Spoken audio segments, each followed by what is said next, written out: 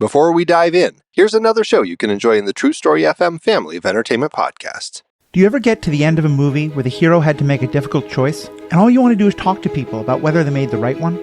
Watch an episode of Star Trek and spend the next few days thinking about the rights of synthetic beings like Data and the Doctor. I became a co-host of the Superhero Ethics podcast because I love those questions, and the people at Wendy's are tired of hearing me talk about them. We're not a review podcast. We're more interested in questions the characters face and how different works approach similar questions. Sometimes we'll even go behind the camera, talking about how on-screen media gets made and how that affects what questions get asked, which ones don't, and who gets to ask them. We hit a wide range of media: movies, TV shows, books, and video games. You can find us under Superhero Ethics wherever you listen to podcasts or go to theethicalpanda.com. But you can also do far more.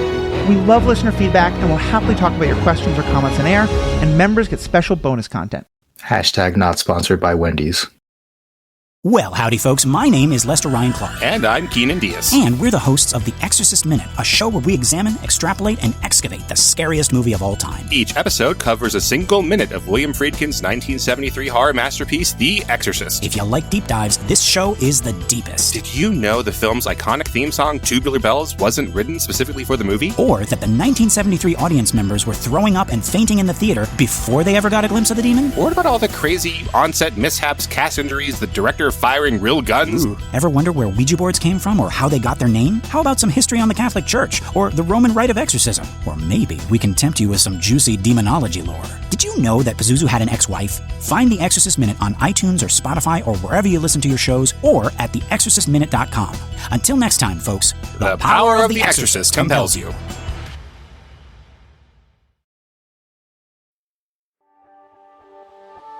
Hooked on you, baby, you're golden. Time moves, I never noticed, just can't get enough. Got me wonderstruck.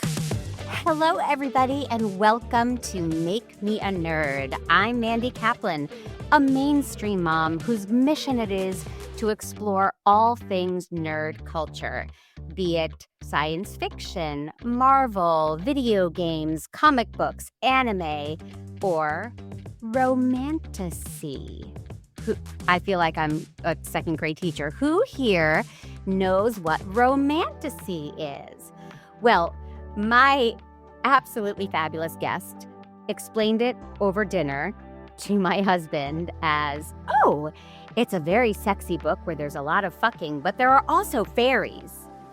And I think that explains perfectly why I wanted to have my friend, avid reader, mom of 3, absolutely wonderful woman, Dana Ogle, on the show. She's making the heart and I'm making it back. Hey. We're going to discuss A Court of Thorns and Roses. Just a little book that no one has heard of. Dana, thank you for doing this. And of course, thank you for asking me. And introducing me to a genre I didn't know, This book is so popular and so zeitgeisty, and I had no idea about it. But before we dive into the book, I want to dive into you, Dana. Get comfortable. Okay. Would you consider yourself a nerd? There's no wrong answer, but say yeah. Okay, good. I think so, yes. Definitely. In what ways? What are you into? What makes you nerdy? I'm definitely a nerd book-wise. I mean, like I dive into it and I want to know everything, but you know, I've dabbled in nerdism and other things, you know, Game of Thrones, Star Wars, Marvel light. Well, I get really passionate about something and I'm all in. So I think so. So you are nerdy about things, but you are a moderate lover of nerdy subjects. Is that accurate? I'd probably say yes. Yes. So you and I are in a ladies' book club together. And one of the things about that book club, when we exhaust our conversation about the book we read, people just start talking about books in general. Oh, have you guys read this? And my favorite book of all time is this.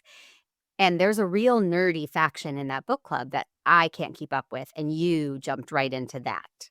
So what kind of books besides this one are, not your Oprah book clubs and your Reese book clubs, but your nerdier stuff that you're into? Geez. So I'm all about romanticy now. Okay. So actually, A Court of Thorns and Roses, or ACOTAR, as us nerds like to call it. Um, I didn't. That's not where I started. I started with a book called Fourth Wing, and that led me to A Court of Thorns and Roses, which just opened up the whole world. So I would say right now I'm very. I don't have a specific genre I like. I'm open to anything. And I'm kind of like historical fiction. Um, but I'm all about. Actually, this led me to fantasy. So now I'm on to actual fantasy, which is kind of crazy. So, Oh, like what? well, stuff like Game of Thrones, Mhm. but the author of ACOTAR, Sarah J. Maas, has a book series that's definitely less romantasy, more fantasy, called Throne of Glass, which is the best thing I ever read in my whole entire life. Whoa. Yes, it's amazing. So that's leading me to, I can't think off the top of my head, but just all of that, basically. It's a I don't very know if that Sarah answered your question. Palin answer. Yes. I read it all. Yes. Oh, so topical, me, with my finger on the pulse of politics from 20 happier years ago. times. Yeah. Yes. Um, okay, so you raved about A Court of Thorn and Roses. You dropped it off at my house because you're a really great person. And I jumped in knowing zero. I didn't even read like the paragraph on the back of the book. I said, let's do it on my podcast. So therefore I'm going to read it. So why would I spoil anything for me? Totally. It starts off with a young woman named Faerie hunting, and she sees a wolf, and it gets so bloody so fast. And it reminded me of Game of Thrones, which I have also done for the podcast. So now I'm pretty much an expert. But that is something that makes me cringe and push away. Is that something that intrigues you or doesn't bother you, or is that a standard for this genre? Yes. It it depends. There's definitely some violence. I knew after we had our first literary ladies book club meeting that you were going to have issues with that part of the book Mhm. just because of things you'd said. It doesn't bother me so much. It intrigues me. It definitely gets worse as the series progresses, so Mhm. just keep that in mind. But yeah, no, it's okay for me. I can deal with some gore and violence. Okay. I can deal with it in a cartoony way. In a horror movie, like, typically a horror movie starts with a vicious, bloody killing, and then it eases back for the first 20, 30 minutes, like Scream with Drew Barrymore getting gutted in her backyard. Totally. But, and for some reason, I'm like, that's awesome. But when it's a little more real and visceral, it just, I was, I don't know, it was jarring for me. But that's kind of part of the intrigue, isn't it? It's like it pulls you in. It's not just, I love how descriptive it is, and it makes you feel like you're there, and it evokes emotion, the written words on the page. Yeah, I think it was well written, and I think that's why it didn't turn me off, because it for me, it evoked Hunger Games, which is a book I loved. I read it with Casey, and, I would normally not think I would like that, but he was 12 at the time, or 13, and I was trying to bond with him. We were just lamenting having teenagers, before he was at the age where it was like, "I'm good, I'll be up in my room, leave me alone." He would still sit and read aloud with me, so I really liked Hunger Games, and that's what this brought to mind. Um, so then Feyre, our woman who just killed a wolf, goes home to her family. Uh, and then we start learning about that this is not just a human world. This world involves the high fae and the fairies, which is spelled differently than the Tinkerbell fairy. This is Right. fairy, Faerie. So I'm reading, and I stopped and I went, oh my gosh, I've narrated a romanticy series. And I had no idea. Like, I was reading all these words about the vow and the high fae, and I I Dana, I mean, you're like, oh, it's romanticy. And I'm like, what's that? When I've done it for my job. I think I did a 5-part series. But it That's didn't so even funny. occur to me that it was called romanticy. It was just about a fairy and, all these different races of people and creatures falling in love and having sex. Well, romanticy is a TikTok word. Oh, 100%. It's like it's so there's a set of TikTok called BookTok, okay. and it's all book bloggers and, bookish content, and it's fun. I'm on there. And that's kind of why I think A Court of Thorns and Roses took off. Okay. You know how things go viral on Yeah. TikTok? It also went viral. Then it became the cool thing to read, Right. because it's been out for a while and it became the cool thing Oh, to read. I assumed Yeah, it was it's new. no, I Oh. think Oh, well, yeah. I mean, there have let's been see. 5 or 6 released, so I guess it can't be new. I think it's 2015. Oh, okay. Yeah, so romanticy was something that I think was kind of coined on TikTok, on BookTok. So maybe that's Gotcha. why you didn't know it when you were narrating your stuff, because I know there have been romanticy books before then. It's more kind of like a sub genre right now that's super viral on TikTok. Gotcha. And I don't understand TikTok, so that would make sense that I have missed all of that. Well, when you very first started reading romanticy, if you can think back for me, when you had these concepts of other races of creatures and all there are lots of rules about they can't lie or they must honor their vows or they can't consort with this or they're mortal enemies from thousands and thousands of years ago. Was all of that daunting for you or did you just jump in and catch up as you went? So great question. What you're referring to is world building, I think, and like all the rules and stuff. So I think Sarah J. Maas, especially in this series, the other series I mentioned, Throne of Glass, is definitely heavier on the world building, and it takes a while for things to get going. I think with A Court of Thorns and Roses, she does a really good job of just kind of you know, um, limping into it and making it light. I started with actually funny that you mentioned Hunger Games because I started with Fourth Wing, which I really recommend for you to read it. And I Okay. always describe it as Hunger Games mixed in with a little bit of Game of Thrones and a little bit of Harry Potter. Okay. And that one is super light. Like it's a perfect book for a non-romantasy fantasy reader. But I want to know your question. Did you have a hard time following along? Yes. Which I never know if that's that I'm stupid or that I'm not okay with not knowing. You and I are newer friends. Full disclosure, everybody. Our sons met 2 years ago in middle school, and they've been friends for 2.5 years, right? So you have not been a friend of mine for very long. I am a planner, and when I say to somebody, "Hey, you guys want to come over Saturday?" and I get a maybe, I can't sleep.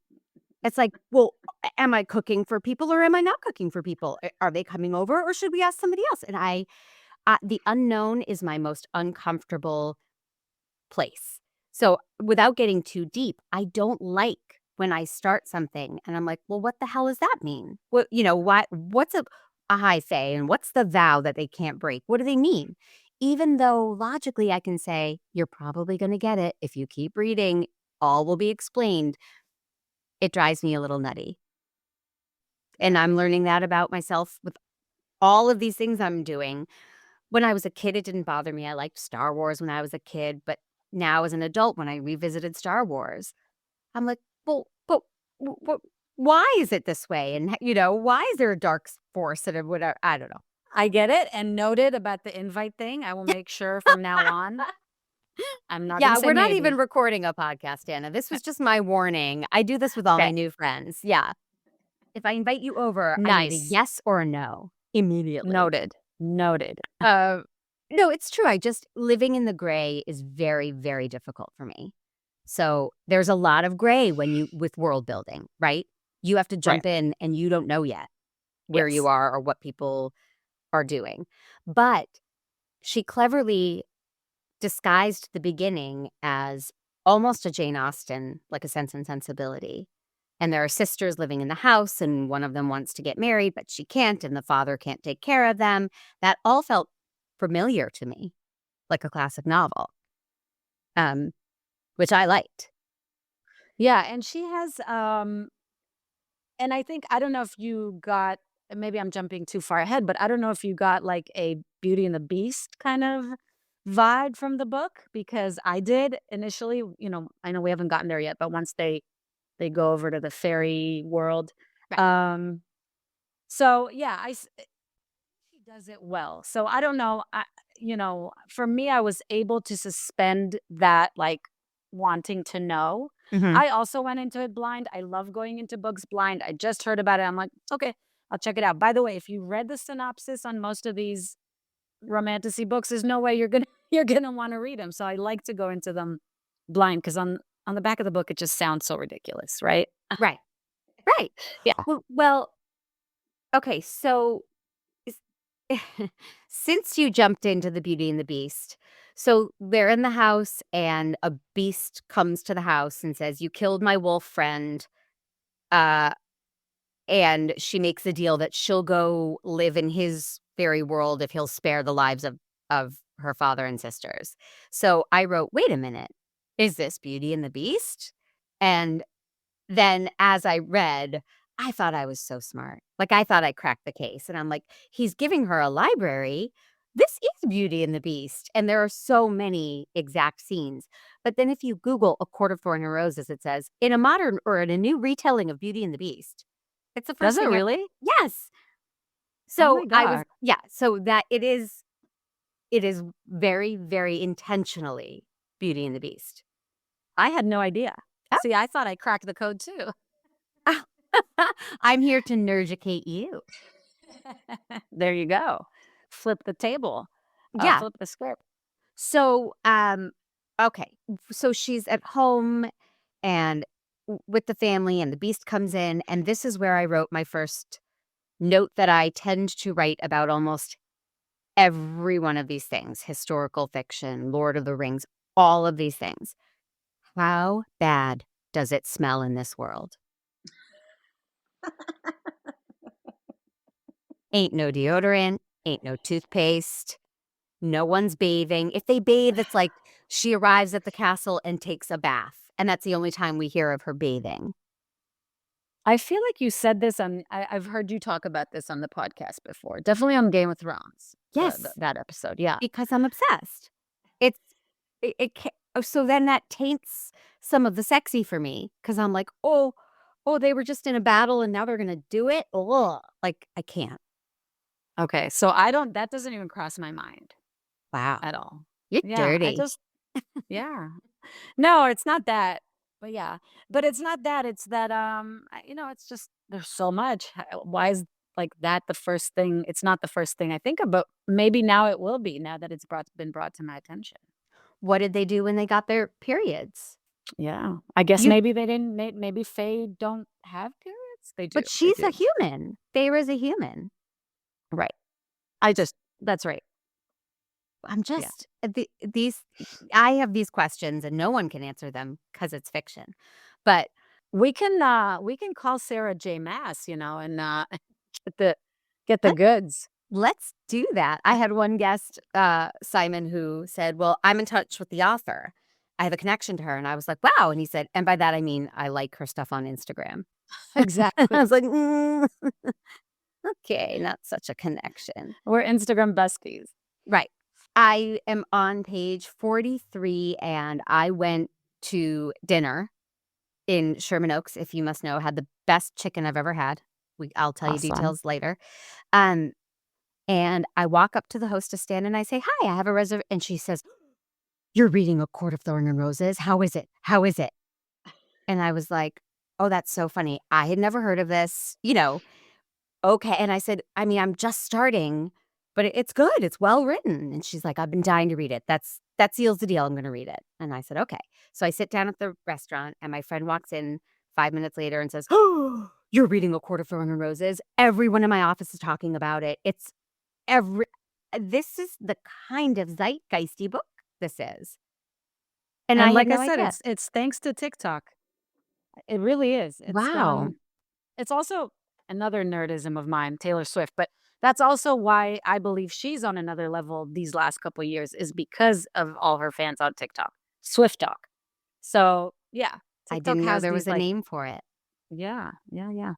Well, okay, so that's what it's like walking around in the valley with this book. Everywhere I you go, believe it. people want to talk about it.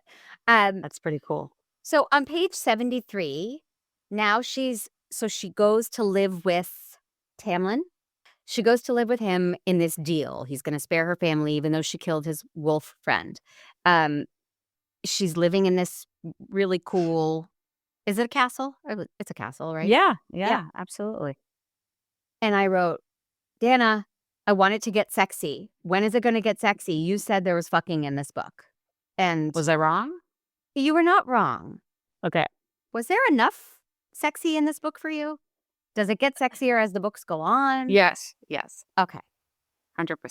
I think selling it as, oh, there's a lot of fucking and there are also fairies, I was like, woohoo. You were waiting for it. Yeah. Yeah, you were there for a good time. But I think as it gets this is more of this really is it's kind of weird to talk about the series with you having stopped here. Mhm.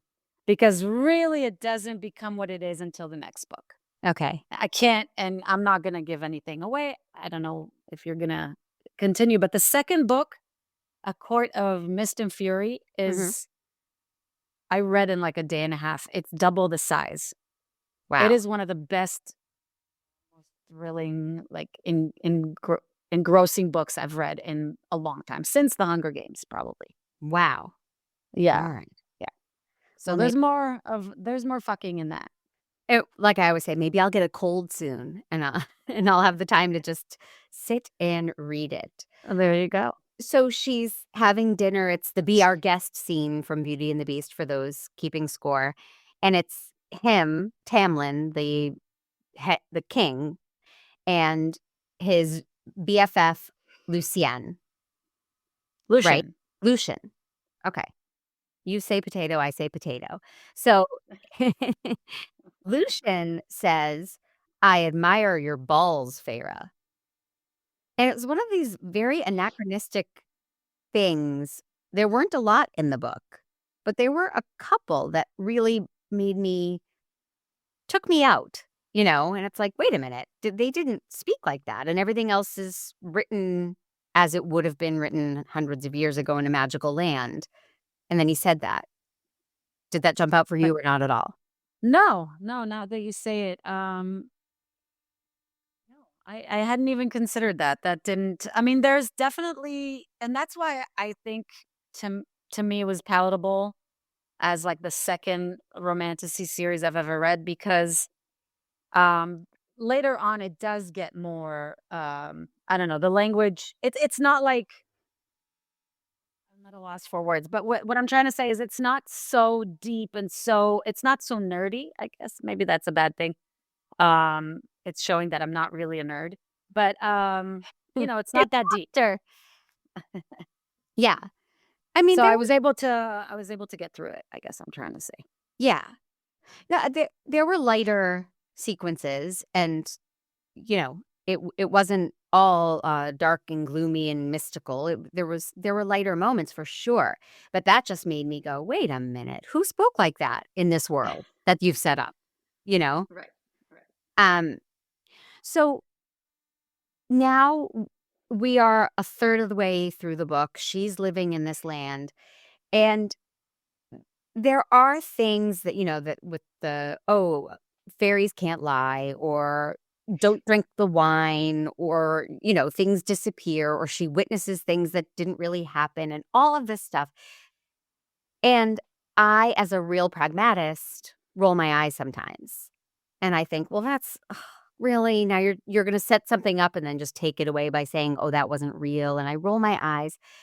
Do you do that? Or are you in it to win it? And it's to win it. I kind of, it's like watching a, Star Wars or whatever, and just kind of suspending your disbelief. And sure, there are books where I do that, 100%. But with Sarah J. Maas, I just really like her style of writing. I do want to add that you're setting up, but you forgot to mention that he's a fae that can shapeshift, and that's why the beast, and that's why the wolf was his friend. He was actually a fae, but he was in wolf form when he was shot by Faerie. And I think I don't know. I think they started talking about shapeshifting, I was like, okay, well, it's everything's game at this point, so I just kind of went with it. Right. And they can't reveal their faces. They're in like masks, right? All she can see is his mouth. Do I have that right? Um, yeah, and I have the sense of humor and the sensibility of a 12-year-old boy, and I can watch any Will Ferrell movie and laugh my ass off and think, sure, yeah, I'll buy that. I'll buy that he's an elf, and or that he's a human and doesn't realize he's not an elf. Right.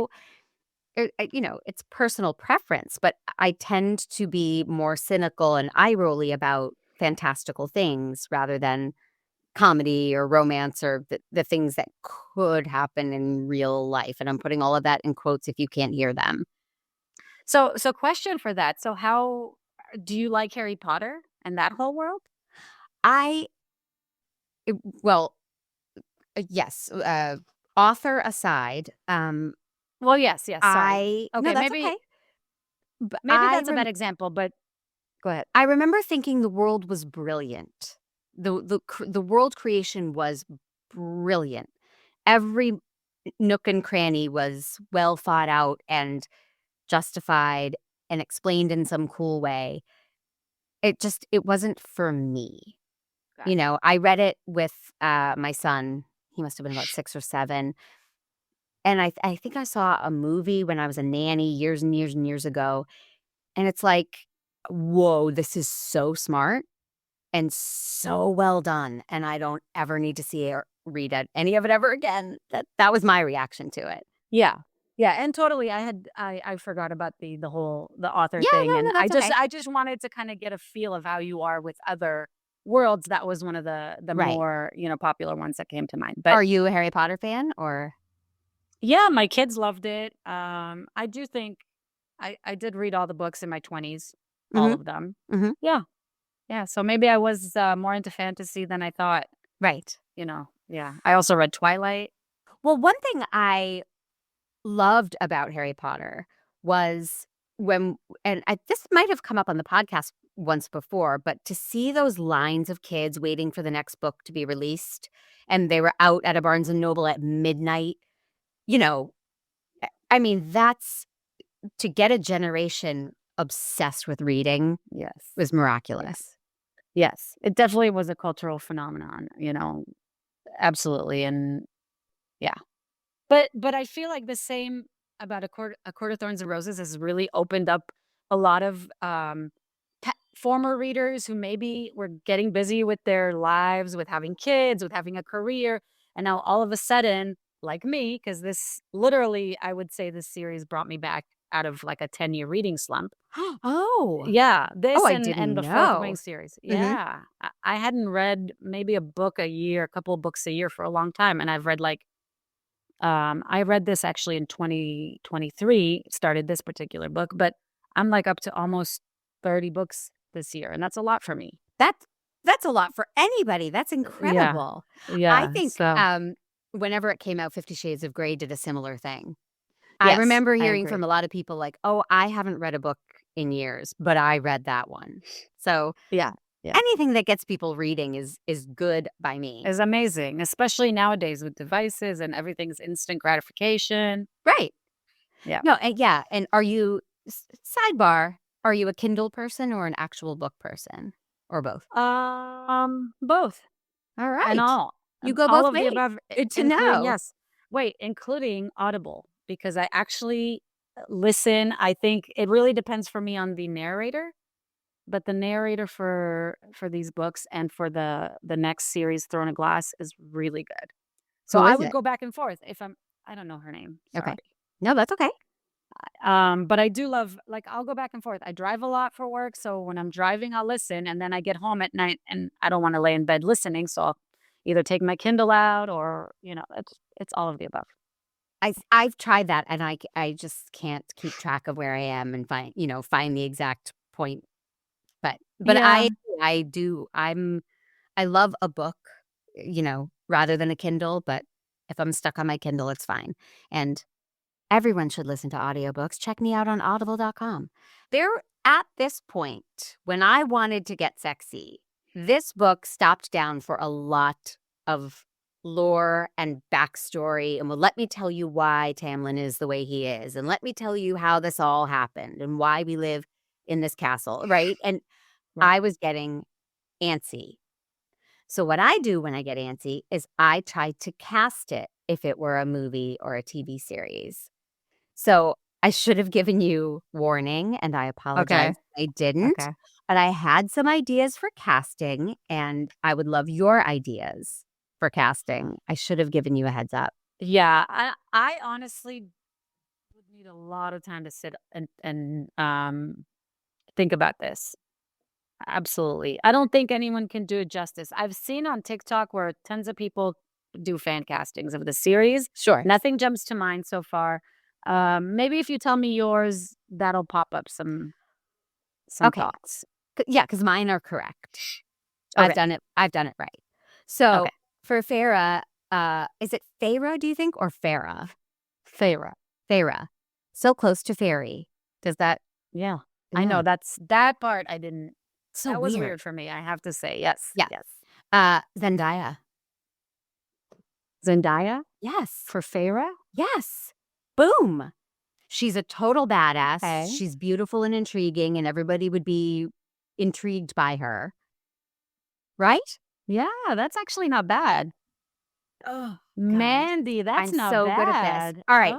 For Oh. Tamlin, this is a person whom I've only seen in still pictures, but I think he's the clear answer. And I don't know if I'm going to say his name right.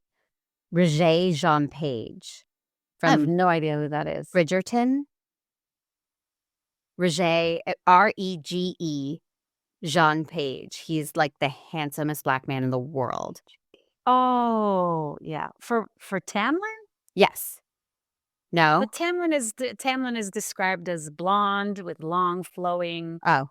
hair, like I almost think of him as like Fabio from like from like the 90s. 90s Fabio, that's Tamlin. Oh. Well, then I messed that up. But I'm obsessed with diversity in casting, so I don't Yes. necessarily go by, she had fair skin, and I'm like, nope, she's Zendaya. So, Sure, and I'm all for. She does have later on in the series characters that are very diverse. I could see Roger Jean Page for Lucian, okay, then let's but maybe switch it not up. because he's redheaded. But Let's switch it up because for Lucian, I had Aaron Taylor Johnson, who is he's the new Craven in the new MCU movie, and he was in Kick-Ass. Did you ever see Kick-Ass? no, but he's cute. Oh, Bullet Train and the new Fall Guy movie. He's so talented. He's got a thick British accent, but always does American accents perfectly, and he's very handsome, and I love him. I can definitely see that. Okay, you're really good at this. And then the last one I did, because I couldn't think of let's get to the character of Okay. Amarantha. Yes. She is not nice. No. So she is the high queen above Tamlin, above everybody, right? It's her world, and they're all just living in it. And she's pretty moody and murderous. Yeah, a little bit. She kind of gives Tilda Swinton vibes, or like Kate Blanchett. Okay. I could totally see that. I went with Angelina Jolie. Not sure Yeah. why, but Oh, both of those 100%. choices are fantastic. But Yes. icy cold. There's a Yes. coldness about her. She can't be like an Amy Adams, like a warm, Right. No. lovely no. lady. No. Okay. All right. I would. Well, Tilda Swinton. There's something. She's a little older than everybody else, so maybe Kate Blanchett. Yeah, no, I think Angelina Jolie is good, actually. Yeah, that's a really good one. They'll Wow, share the you're blowing my role. mind. Kate Yeah, Blanchett they and can share the Angelina. role. Yeah, it's like Yeah, when our kids are in plays totally. and it's like, well, I do the role Friday night and then my friend does it Saturday night. Exactly. That's how it's exactly. gonna go. Double Um, cast. Okay, so now that the movie's cast, we can picture Zendaya. Somebody throws her in a room. Lucian, I think, throws her in the room on page 186, and he says, "Don't leave Oh. your room." Right? Is it Lucian or is it Tamlin? Somebody does, but yes. She gets shut in her room, and they say, "Whatever you do, don't leave your room." She leaves the room, Dana. First thing she does. She's not a very good listener, Zendaya, you know? So would you leave the room? Yes. Would you? No. I do what I'm told. I have Oh. a deep fear of getting in trouble. No, I would leave the room. Somebody, I have claustrophobia, so you can't lock me up in a room. Okay. Yeah. Well, I mean, it just, everything in me, it's, like being in the movie theater. Don't go in the basement. I'm like, don't leave the room. That was the one rule. And she leaves the room. She leaves the room. Yeah. Oh, Because she's a badass. You can't keep her down. It's Feyre yeah. locked I know. away. Well, Nobody she puts is. baby in a corner. Oh, see, now you're talking about what I'm nerdy about. But yeah, she's so capable. She's a hunter. She's not afraid of a fight. She can, kill without concern. So I guess it's not a fair comparison to me who can't kill a spider, but she leaves the Same. room. And that was just an observation I made. So then back to the violence. There's a head on a stake. They vividly describe there's a head on a stake, and I was wincing, and I found it difficult to get through that part. And then I was like, is this actually a turn on for some people, do you think? I'm not accusing you, but No, not knowing- me. Maybe. Like the Right? violence and the gore? Yeah, the gore and the violence. Maybe. It's Definitely not me. It's not my thing at all. Yeah. But there must be something like it makes you realize how danger is a rush, and you cling to life, and you want to feel alive once you've witnessed the opposite, maybe. Yeah, so for me, it's not a sexual turn on, but in terms of reading a book, is that going to excite me? And it's a little different, but is that going to excite me and make me, like you're saying, feel that rush? Yeah, but not in a sexual way. So, but people are freaky, so you never know. Yeah. I mean, I do think there's something to it. That movie, Natural Born Killers, they're all over each other, and they're all I know. killing people. It's so weird. I loved that movie as a teenager, but now I wouldn't want my kids to watch it. Right. Because it horrifies me. Yeah. Same with Right. Pulp Fiction and other movies that I liked as a kid. Right. Yeah, I mean, I have a strange barometer, and cartoony violence like Pulp Fiction doesn't bother me. But and I actually really liked Natural Born Killers. But when I guess reading it, it's a little tougher to close. You can't close your eyes when you're reading a book. So you're reading True. about, a bloody battle or a head on a stake, and you can't get away from it. But when it's on the screen, I can just close my eyes. And bury my head into Jeremy's chest and squeal. That's what I do. And I think we all put ourselves in these stories, right? The way I said I wouldn't leave the room and you would leave the room. When you're reading these things, you're in it. You feel like, or I felt like I'm Farah and I'm trying to survive in this world. And would I make the same choices she make? And would I be that brave? No. So on page 308, now Tamlin is under Amarantha's spell. So she goes back home to see her Right. dad and sisters who, Well, Tamlin sends her away. right, to Right. protect her, and he's got to go be Amarantha's bitch. Yeah. Right. And 100%. she goes home, and her sisters, one of them has softened, like the bitchiest one has softened, or the second bitchiest one, I guess. Yeah, Elaine. Yeah. Um, but they've been taken care of. Tamlin reveals, I've been taking care of your family because we made this deal and I didn't want them to suffer anymore. What a mensch. So she realizes, I love this guy. I got to go back and be with him. And there's no real place for her in the real world. Right. Which I guess is how I used to feel after I would go to theater camp and I'd come back and be like, I don't belong here. That's exactly the same way. Right? Yes. Well, once your eyes have been opened to something, Yeah, for sure. you can't go back to how it was before. Right. She goes back to save him, and everyone's like, no, you weren't supposed to come back here. And she's like, I don't care. I'm going to go save him from this nasty Kate Blanchett. She gets basically captured and thrown into a dungeon with only water and bread. I don't eat carbs. That would be a huge problem right there. Yeah. Yeah. Absolutely. Agree. Yeah. I mean, no Plus, cheese. what does she think she's going to do? Like, this part of the book really bothered me because it's like, you're human. You're I don't remember how old, 18, 19-year-old human girl. Yes, you can hunt. Okay, you're a badass, but still, these are supernatural beings. So yes, that did bother me, but I was able to just say, all right, okay, let's go with it. I'm enjoying the romance part of it. I'm enjoying the love story, the potential, the connection and all that. Right. Well, she's So, got yeah. a connection with all the men, which is a little intriguing because Lucian, they're friends, but they have a quippy back and forth flirtation, I would say. Yeah. She's obviously in love with Tamlin. And then there's Amarantha's number one right-hand man, Rysand. That's the only part I couldn't catch. Rysand. Rysand. Yes.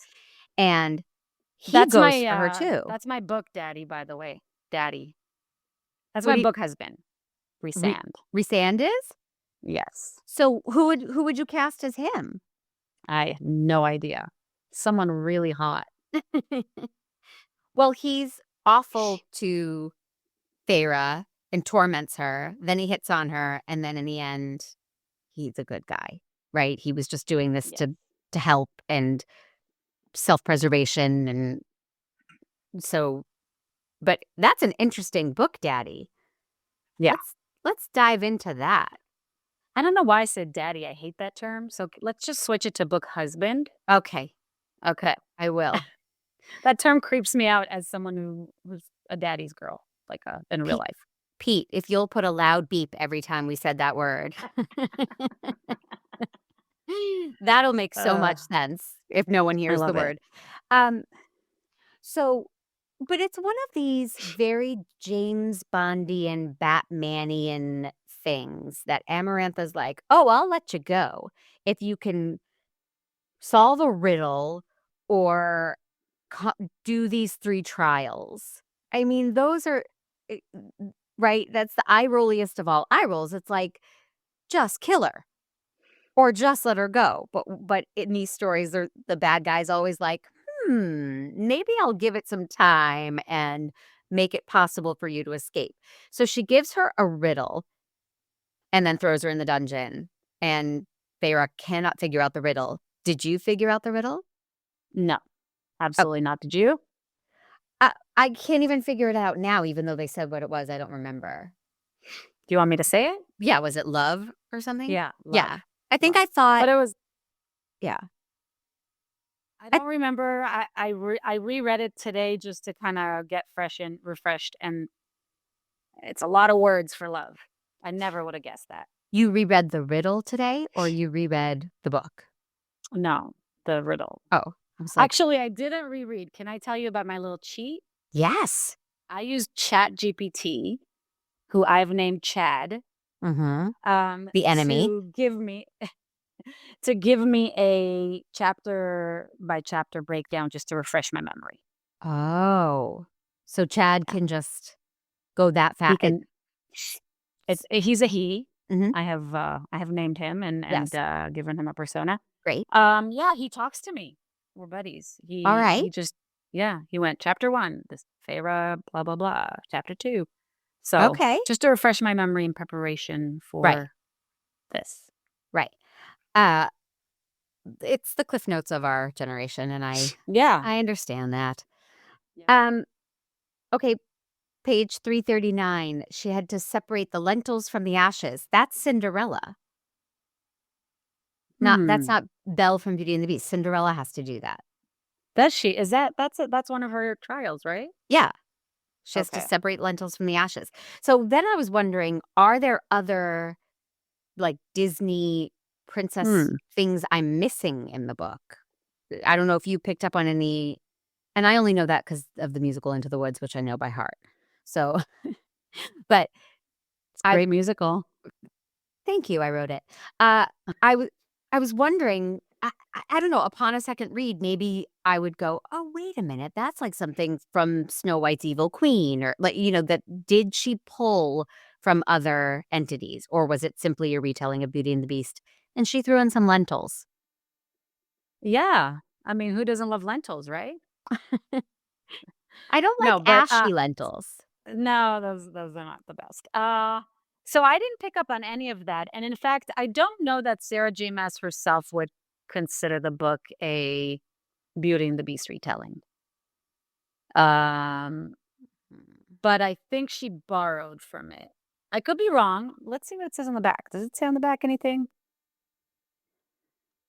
That I don't know, but when I looked it up, it was I'm and I'm on some website, some random website, and it says Feyre is a main character reminiscent of Katniss from Hunger Games. And it says, this Beauty and the Beast retelling is part love story, part a story of what a person will do when faced with hard times. a good way to simplify it. Yeah. So one of these challenges that Amarantha presents to her is you have to kill these innocent people to save your love. That's And right. okay, I'm anti-violence, but I like things that are dark and twisted. And she kills a child. She does it. And I liked that because I think in most you're laughing at me. In most stories, she would have found a way to save the child and not kill anybody. And this was atypical to me. It was like, oh God, that's really dark. She did it. She went for it. So I'm sitting here trying to understand your psyche and why that's not that interests you and that doesn't. I love it. I'm gonna make it our friendship goal for me to figure you out in that sense. But anytime. I'm like Amarantha's riddle. You can't that's figure right. me out. That's right. No, but it's And true. I have to tell you, so as we're reaching the end of our time here, if you can believe it, it flies. Are there any other parts of the book or subjects that you want to touch on before I I do want to ask you some questions. I want to know if it's something that you would have. What are you planning to continue with the saga? Would you read book 2? When I closed this one, I didn't think so. I flew through this book. I'm not that fast of a reader, but I flew through it. It's really, you said, oh, you'll get through it. It's digestible. It's a breeze.